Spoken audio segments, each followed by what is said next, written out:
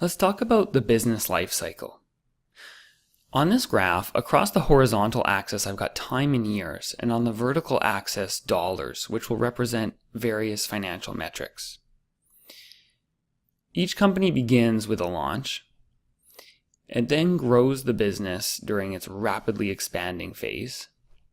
There may be a shakeout amongst competition, and from there it reaches maturity, and finally a state of decline.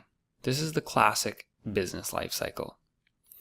Now, at various stages of this life cycle, financial metrics look very different.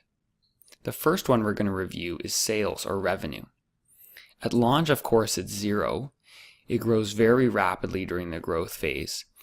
Shakeout is when competition enters, and there's, as you can see, sort of a peak to the sales growth as competition becomes fierce and the industry becomes mature and eventually declines.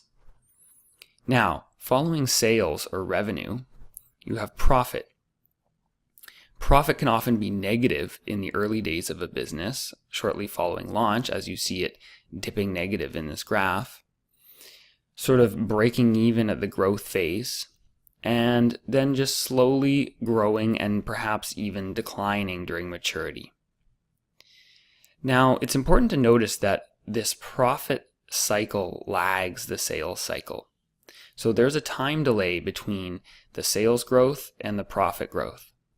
This is important for when we talk about funding. And the third part of the cycle is cash flow, the actual cash of the business. And cash even lags profit. So when you think about all of the upfront costs of starting a business, many of them may be capitalized and not reflected in profit, but certainly impact cash flow. So you can see cash dipping even more negative than profit in the early phases, but then rising to be higher than profit in the later phases when capital spending is largely behind the business, and therefore cash generation is higher than profit on the income statement. This is also important when we talk about funding a business. I should note that many businesses do experience a life cycle extension by reinventing themselves, reinvesting in technology, and may continue to repeat this cycle over and over.